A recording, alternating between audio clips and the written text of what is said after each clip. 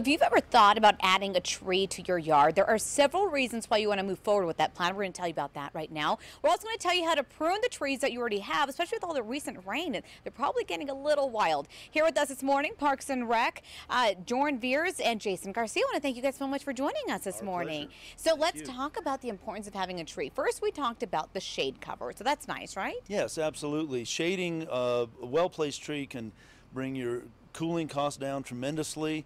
The ambient environment as well as inside the house can be cooled off quite a bit, energy savings that way.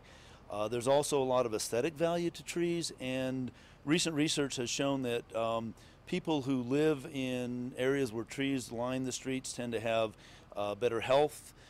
There's lower crime rates, property values are increased. There's a lot of reasons why trees in an urban setting can be really beneficial. That's interesting. I didn't think about all those other reasons. I just thought they're beautiful, so why not? Right, well, and that's a good reason too.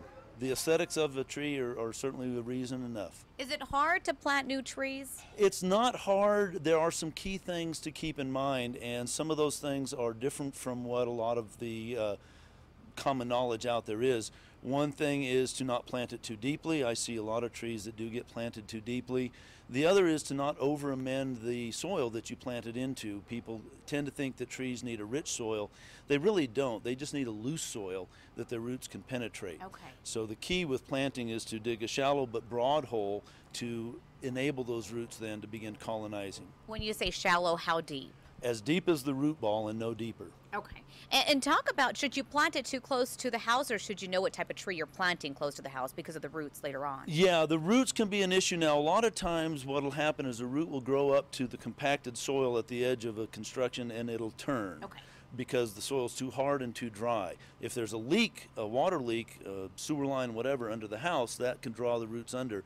But planting a large tree real close to the house, simply the bulk expansion of the trunk may damage the building. So, you know, 10 feet out is probably good, and then making sure that right by the foundation you don't have water that will draw the roots in. Now I'm going to try pruning here, but we're going to have Jason start with us first. So while he's starting to prune, tell me about the importance of pruning. Pruning is like giving children good guidance when they're young. Pruning is a necessary evil in that it hurts the tree when it's done, but without that pruning, growth isn't guided into a strong structure. And that's the whole reason really for pruning, is to give the tree a mechanically strong structure so that as a mature tree, it's not prone to failure and breakage. Okay, so what should we look at first when it comes to pruning? Well, usually what we're going to look at with a young tree like this is, first and foremost, we want one main growth point, one central leader coming up. And if we look at this one, we've got about 6 or so. So the first thing we would be doing here is selecting what's going to be our permanent central leader and then addressing the other issues. Okay, so let's pick one. Okay, so as we look at the structure of this, we've got a central growth point coming up here, and I kind of like this one right here to keep as my main central leader. Okay. So what that would mean then is that, for instance, this branch that is actually a little bit taller needs to come off. Okay, so you want me to try it, right?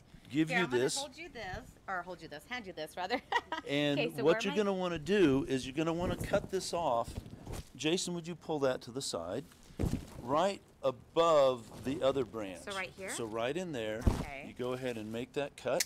Oh yeah. Okay. Got it. Now this one is still pretty tall as well, so what we would do with it is what we call a reduction cut. Okay. We would cut to just above a dormant bud. So right here? Right in here, and come up just a tiny bit right in there, and take that off. And so you want this to all grow up straight, right? Right, so what we're doing is we're going to end up highlighting this as the highest point in the tree, and that's going to take the most growth. Okay. And we're so stunting it may look these. awkward now. It will look awkward but it now, will look better but later. it is going to look much better, and it's going to be much stronger later on. Okay, well, I want to thank you guys so much for joining us this morning. Thanks again, Jason.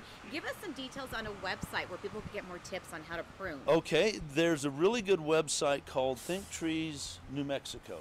It's a nonprofit based here in Albuquerque with a statewide focus, and on that website you can find links to all kinds of good extension-based, science-based information about pruning, planting, and everything else you need. All right, well, thank you. Thinktreesnm.org. All right, jot that down. We'll have more information on our website, KRQE.com. If you missed any of this, thank you guys again for joining us. You're very welcome. Yeah, we'll be right back. Stay there.